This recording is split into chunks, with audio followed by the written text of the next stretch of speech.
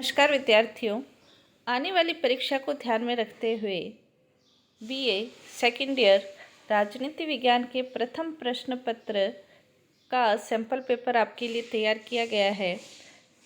उत्तर सहित ये पेपर आपको तैयार किया गया है ताकि आने वाली परीक्षा में आपके लिए ये लाभदायक सिद्ध हो सके। बीए सेकेंड ईयर राजनीति विज्ञान द्वितीय वर्ष प्रथम प्रश्न पत्र जो प्रमुख देशों के संविधान से संबंधित है। ब्रिटेन, अमेरिका, स्विट्ज़रलैंड, चीन और फ्रांस के संविधानों से संबंधित आपके इसमें क्वेश्चन आएंगे। तो इन्हीं सब क्वेश्चन कौन से आएंगे, किस प्रकार से हल करना है, इसीलिए ये वीडियो बनाया गया है ताकि आपको आने वाली परीक्षा में फ़ायदा हो सके। पहला जैसे क्वेश्चन है ब्रिटिश संविधान पहली यूनिट खंड अ, इसमें 10 क्वेश्चन आएंगे, 2-2 नंबर के क्वेश्चन होंगे। 50 शब्दों में आपको उत्तर लिखना है। उत्तर कैसे लिखना है वो भी इस वीडियो में बताया गया है। जैसे पहला क्वेश्चन है ब्रिटिश संविधान में अभिसमय क्या है। तो ब्रिटिश संविधान के अंतर्गत जो अभिसमय है वो प्रथाओं, परंपराओं, व्यवहारों से इसका अर्थ लिया जाता है। यह संविधान के अलिखित अंश कह सकते हैं, अलिखित आधार स्तंभ कहा जा सकता है। जेएस मिल ने इन्हें अलिखित नियम कहा है। एंशन ने इसे संवैधानिक प्रथाएं कहा है और डाइसी ने इसको परिभाषित करते हुए लिखा है, अभिसमय वे सिद्धांत तथा व्यवहार है जो यद्यपि संविधान के अंतर्गत राजमुकुट, मंत्रियों तथा अन्य व्यक्तियों के साधारण व्यवहार को नियंत्रित करते हैं, तथापि ये कानून नहीं होते हैं। तो ये अभिसमय है, यानी कि ऐसी परंपराएं जिसके अनुसार शासन व्यवस्था संचालित होती है, तो वो अभिसमय हम कह सकते हैं। ब्रिटिश संविधान के अंतर्गत राजा और राजमुकुट में क्या अंतर है। राजा एक व्यक्ति का प्रतीक है और राजमुकुट शक्ति का प्रतीक है। तो इसमें जो अंतर है वो ये है, राजा व्यक्ति है, राजमुकुट संस्था है। क्योंकि राजमुकुट के अंतर्गत अनेक प्रकार के व्यक्ति, राजा भी है, प्रधानमंत्री भी है, मंत्रिमंडल भी है, अनेक प्रकार के व्यक्ति हैं, तो वो संस्था है। राजा अस्थायी है क्योंकि उसकी मृत्यु भी हो सकती है, त्यागपत्र भी दे सकता है। राजमुकुट स्थायी है। राजा शक्तिहीन है, उसके नाम पर शक्तियाँ हैं लेकिन उनका प्रयोग प्रधानमंत्री और मंत्रिमंडल करते हैं, इसलिए राजमुकुट शक्तिशाली है। राजा व्यक्ति है और राजमुकुट सामूहिक है। ये 4 अंतर आपको लिखने हैं और यदि आप ऐसे अंतर लिखते हैं तो आपके 2 में से 2 नंबर मिल जाते हैं। अमेरिकी संविधान में जेबी निषेधाधिकार क्या है। तो ये राष्ट्रपति के पास विधायी शक्ति है जेबी निषेधाधिकार की, पॉकेट वीटो जिसे अपन कह सकते हैं।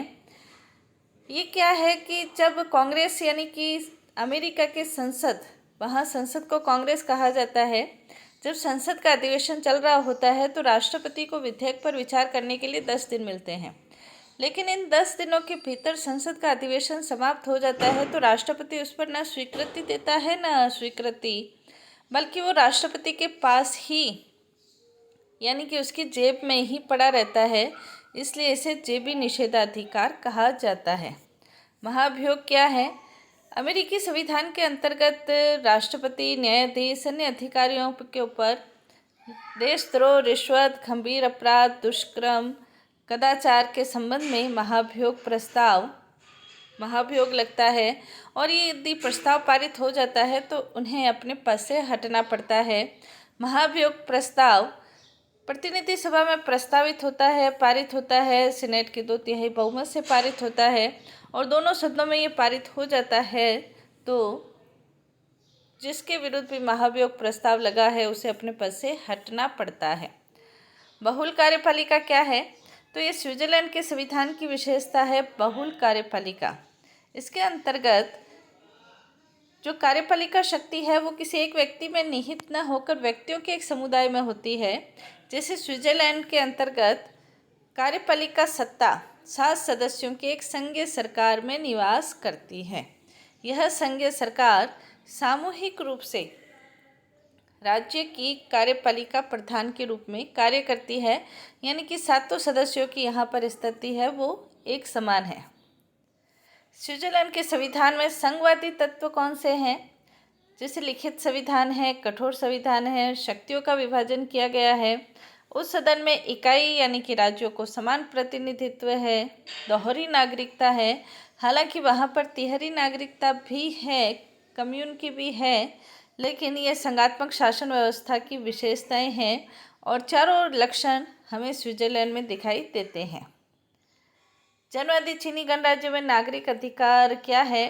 तो चीनी एक साम्यवादी देश कहा जा सकता है और इसकी प्रस्तावना में लिखा गया है कि गणराज्य एकात्मक बहुराष्ट्रीय है और यहाँ नागरिकों को अधिकार, आपके 2 नंबर का क्वेश्चन है तो शॉर्ट में ये अधिकार लिखने हैं कि भाषण, अभिव्यक्ति करने का, सभा करने का स्वतंत्रता है, हड़ताल करने का है, धार्मिक स्वतंत्रता है, ये सारे अधिकार वहाँ प्रदान किए गए हैं।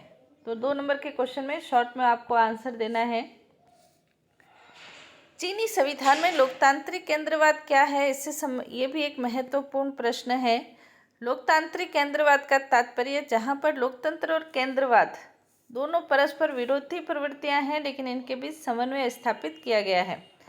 लोकतांत्रिक तत्व यह है कि समस्त जो सत्ता है वो जनता में निहित है और नागरिकों को शासन कार्य में भाग लेने का समुचित अवसर भी दिया जाता है। लेकिन केंद्रवादी तत्व यह है कि शासक या दल का प्रत्येक अंग अपने उच्च अंग के अधीन है और निम्न अंग के लिए अपने उच्च अंग की आज्ञा का पालन करना अनिवार्य है। और अतः अंततोगत्वा क्या होता है कि जो राज शक्ति है वो एक केंद्र बिंदु यानी कि साम्यवादी दल के जो प्रमुख व्यक्ति होते हैं वहीं पर निहित हो जाती है। तो ये केंद्रीय तत्व है।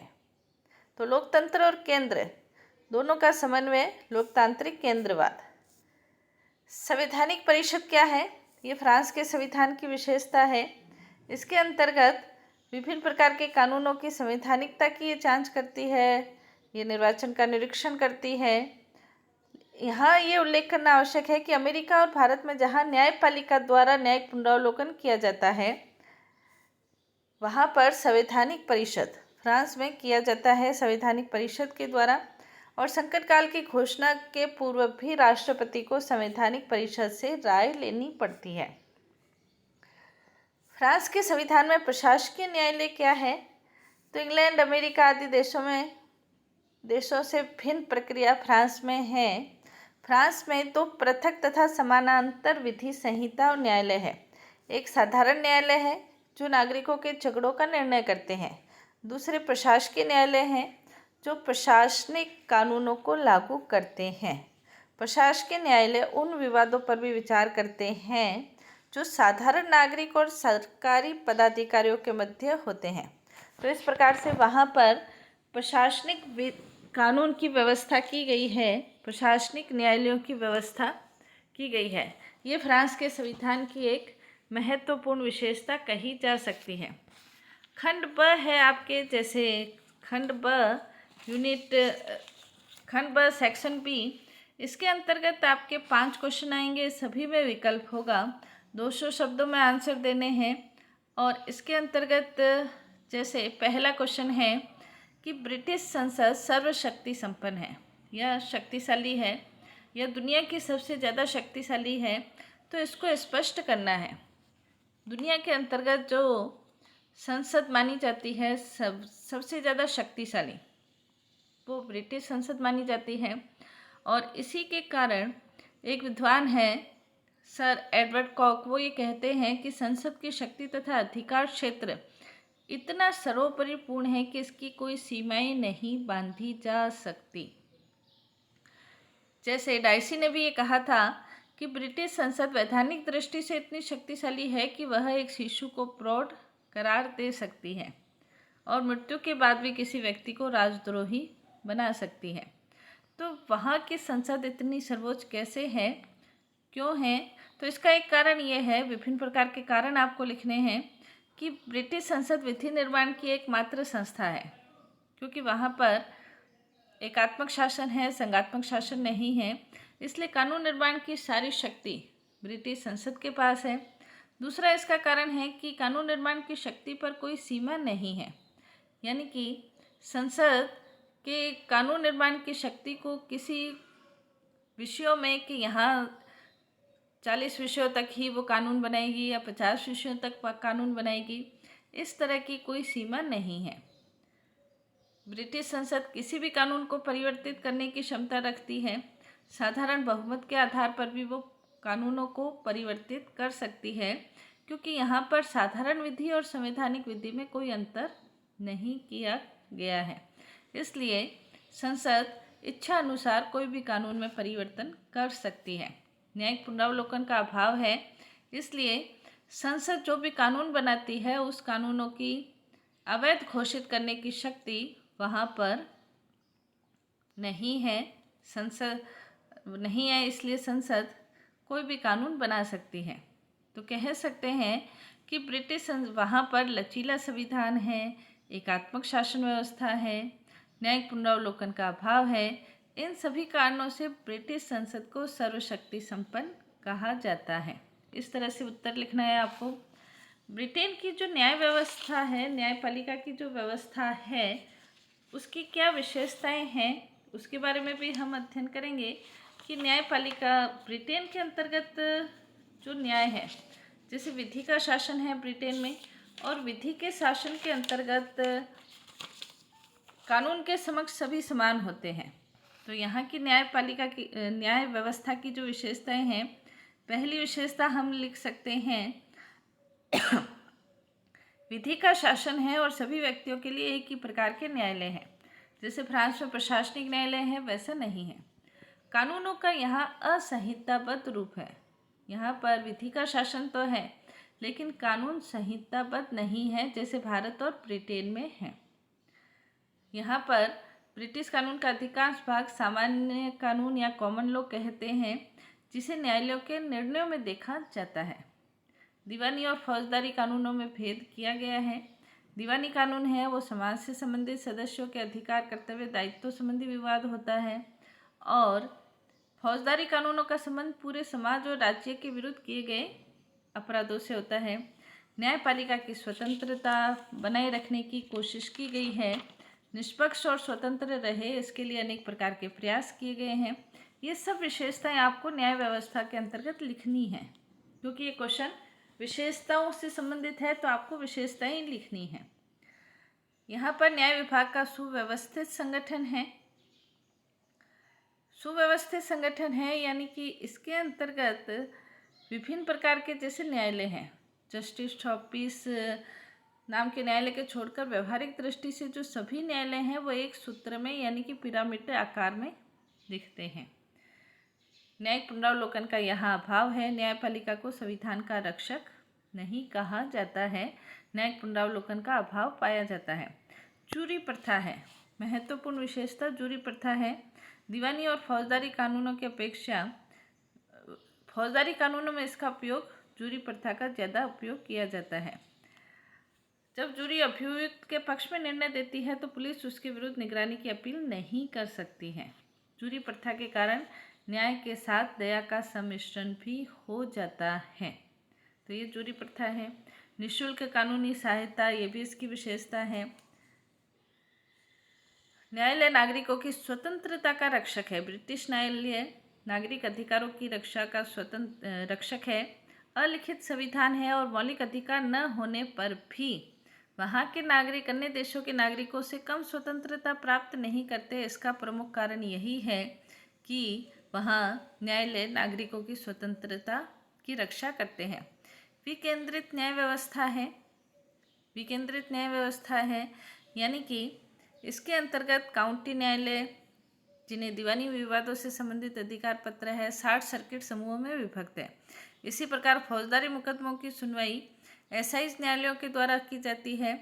न्यायालय वर्ष में 3-4 बार अपने क्षेत्र नगरों में मुकदमे सुनते हैं। इसके अलावा क्वार्टर सेशन न्यायालय भी हैं। तो विकेंद्रित व्यवस्था न्याय व्यवस्था की है। तो ये सभी विशेषताएं आपको लिखनी है।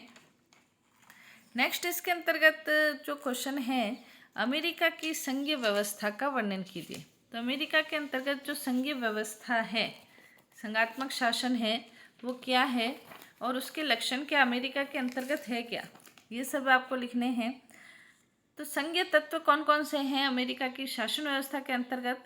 तो प्रभुत्व शक्ति का यहाँ पर दोहरा प्रयोग किया गया है। केंद्र और राज्यों के बीच शक्तियों का विभाजन किया गया है। दूसरा तत्व, शक्तियाँ केंद्र की शक्तियाँ हैं, कुछ राज्यों की शक्तियाँ हैं, और इसके अंतर्गत जैसे केंद्र की शक्तियों के अंतर्गत कर लगाने से संबंधित, साख पर ऋण लेना, विदेशों से संबंधित, ये सारी शक्तियां हैं। और राज्यों की शक्तियों के अंतर्गत जो केंद्र सरकार की शक्तियों का उल्लेख किया गया है, शेष सभी शक्तियां संविधान के द्वारा जो राज्यों के लिए निषेध नहीं की गई हैं वो राज्यों को प्रदान की गई हैं। केंद्र और राज्यों की शक्तियां बनाई गई है। संविधान की सर्वोच्चता है, न्यायपालिका की सर्वोच्चता है, ये सभी संघात्मक लक्षण हैं। दोहरी नागरिकता है, केंद्र की अलग है और अमेरिका का नागरिक अलग है, और यदि राज्य का है तो वो अलग है। तो दोहरी नागरिकता है, केंद्र की भी नागरिकता प्राप्त होती है, राज्यों की भी प्राप्त होती है। संघीय व्यवस्थापिका में यानी कि संसद में द्वितीय सदन जो कि सीनेट है, उसमें सभी इकाइयों को समान प्रतिनिधित्व है।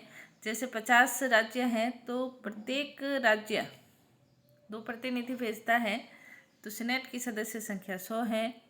राज्यों की प्रादेशिक अखंडता अनुउल्लंघनीय है। राज्यों की सीमाओं में किसी भी प्रकार का परिवर्तन केंद्र के द्वारा नहीं होता है।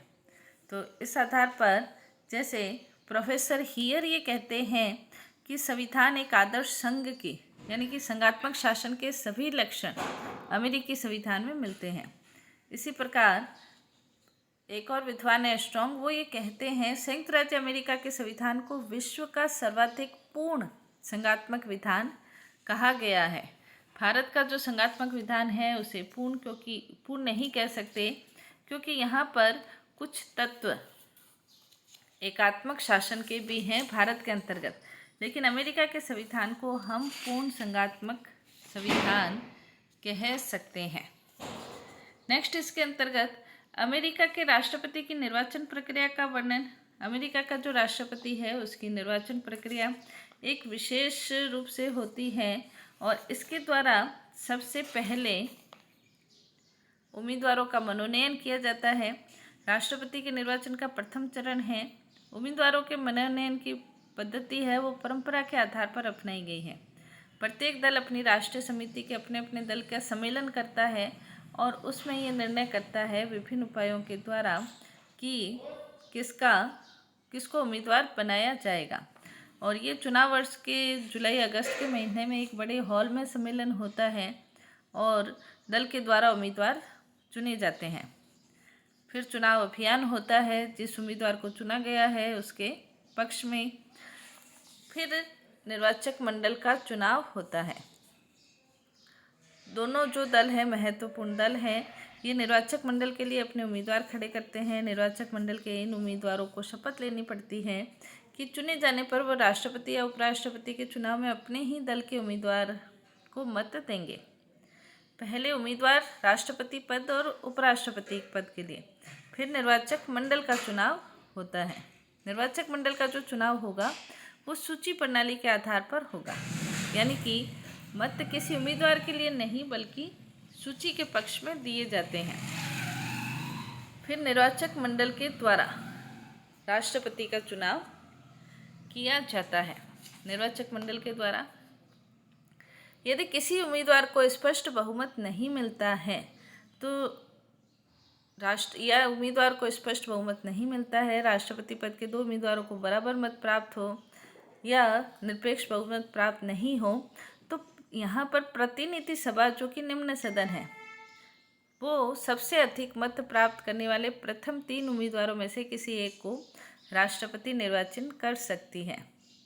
प्रतिनिधि सभा जब इस प्रकार राष्ट्रपति का निर्वाचन करती है तो प्रत्येक राज्य का एक मत माना जाता है और प्रत्येक राज्य के सदस्य बहुमत से निर्णय लेते हैं कि उस राज्य का मत किस उम्मीदवार के पक्ष में दिया जाना है।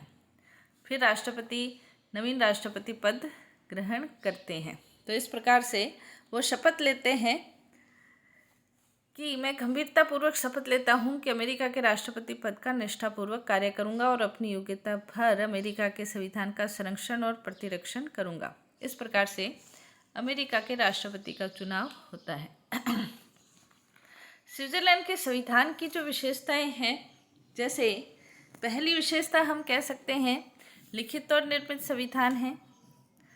अपेक्षाकृत भारत की तुलना में नहीं लेकिन दूसरे देशों की तुलना में अपेक्षाकृत ये व्यापक है। क्यों व्यापक है? क्योंकि इसमें अनेक ऐसे विषयों का उल्लेख है जिसका कोई संवैधानिक महत्व नहीं है, जैसे मछली मारना है, शिकार करना है, जुआ खेलना है इत्यादि। और दूसरा इसका कारण है कि संघीय सरकार के अधिकारियों, संघीय कैंटन सरकारों के बीच विधायी और प्रशासनिक जो अधिकार क्षेत्र है उसका विभाजन अत्यधिक विस्तार से किया गया है, इसलिए ये व्यापक है। दूसरी विशेषता, ये कठोर संविधान है। तीसरी, प्राचीनतम गणराज्य है। जैसे रेपार्ड ये कहते हैं कि स्विट्जरलैंड युगों से गणतंत्र रहा है, प्रत्यक्ष लोकतंत्र है और उसके साधन हैं। स्विट्जरलैंड में एक पूर्ण कैंटन, ग्लेरस और 4 अर्ध कैंटन जैसे ओवाल्डेन, नीडवाल्डेन, इनर अपेलजेल, आउटर अपेलजेल, यहाँ पर प्रत्यक्ष लोकतंत्रात्मक शासन है और इन कैंटनों में मतदाताओं की सभाओं, लैंडसिज्म द्वारा कानून निर्माण किया जाता है। और जहाँ पर प्रत्यक्ष लोकतंत्र नहीं है वहाँ प्रत्यक्ष लोकतंत्र के साधनों का प्रयोग किया जाता है, जैसे आरंभक है, जनमत संग्रह है इत्यादि। स्विट्जरलैंड एक संघात्मक शासन है। 20 पूर्ण कैंटन और 6 अर्ध कैंटन, 23 कैंटन है, राज्य हैं और यहाँ पर 2 प्रतिनिधि भेजे जाते हैं। ये शक्तियों का विभाजन किया गया है। संघीय न्यायपालिका है, नागरिकता, राज्यों की नागरिकता है। द्वितीय सदन को सभी इकाइयाँ समान प्रतिनिधित्व प्राप्त होती है। तो इस प्रकार से यहाँ पर उदारवादी दर्शन पर आधारित है।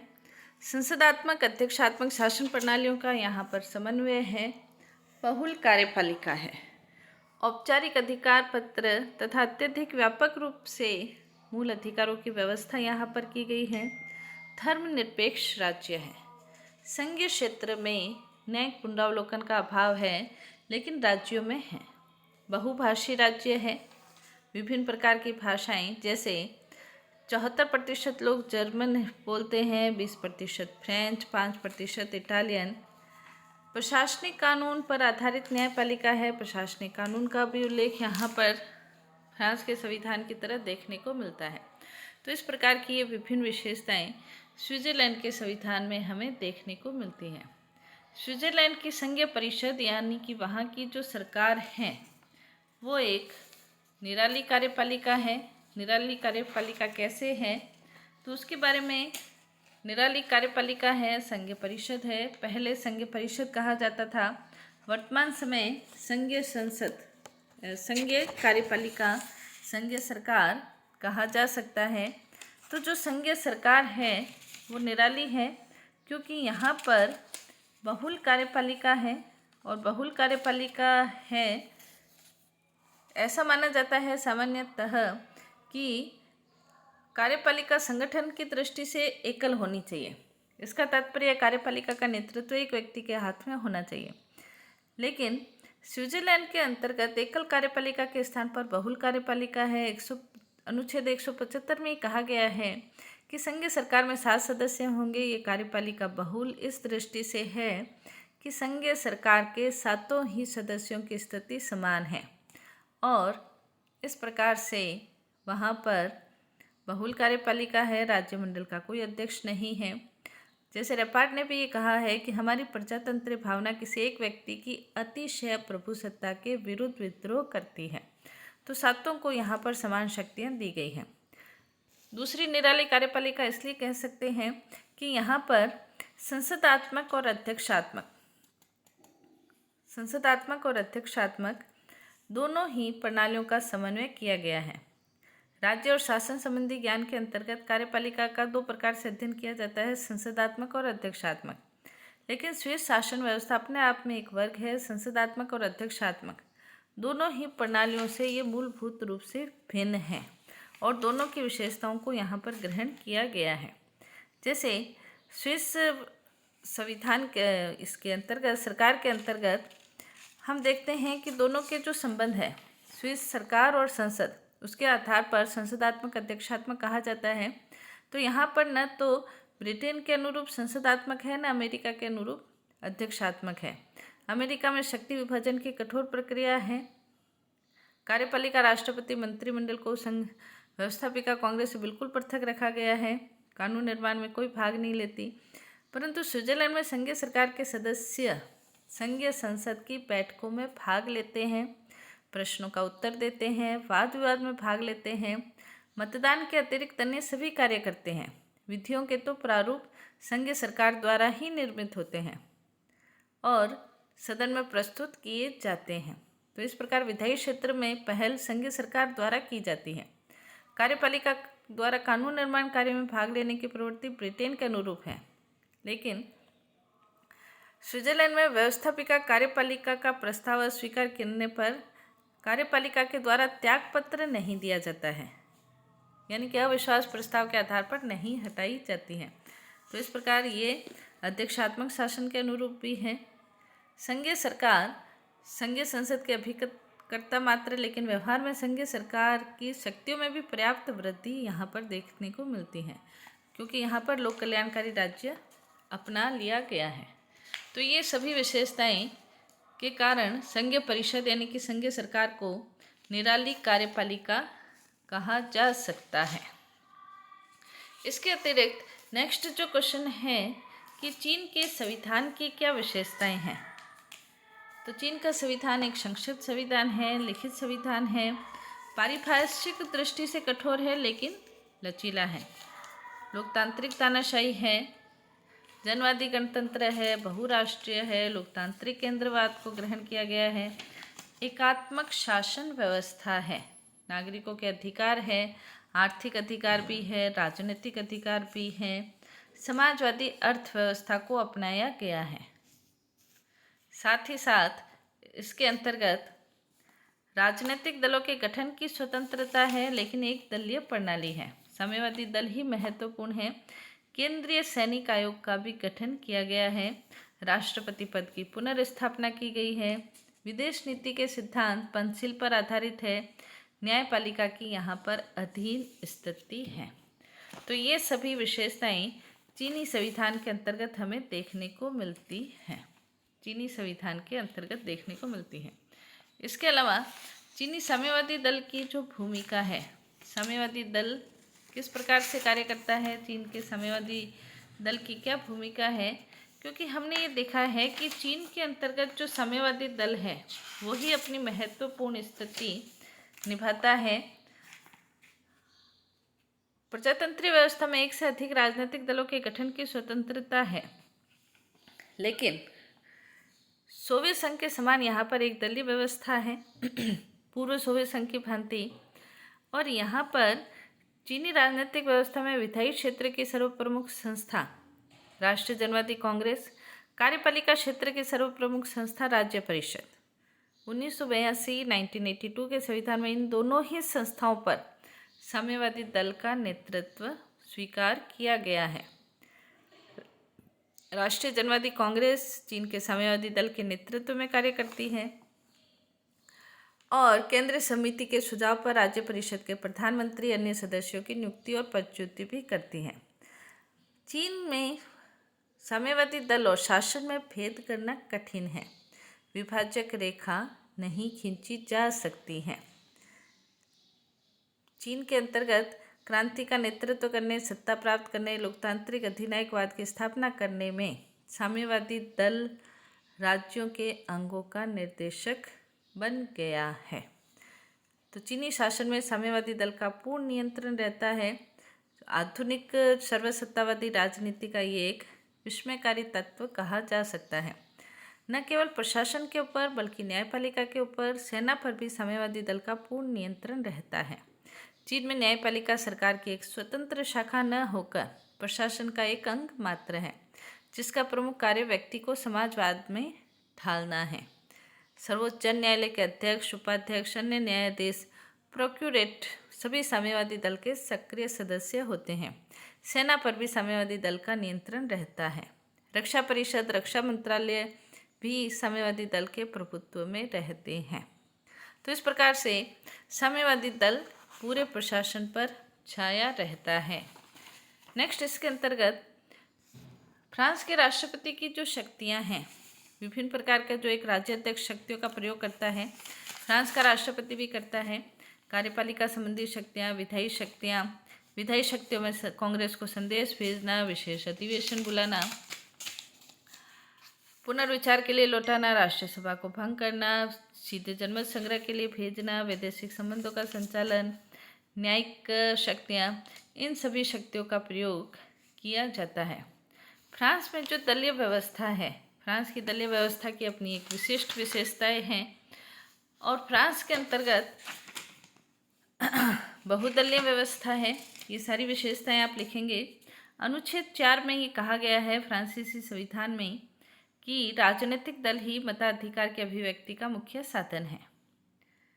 बर्क ने एक स्थान पर कहा था कि दल प्रणाली चाहे पूर्ण रूप से हो या पूरे के लिए, लेकिन प्रजातांत्रिक व्यवस्था के लिए आवश्यक है और फ्रांस के अंतर्गत इस चीज़ को स्वीकार किया गया है और अनुच्छेद 4 में संविधान के अंतर्गत राजनीतिक दलों का उल्लेख मिलता है।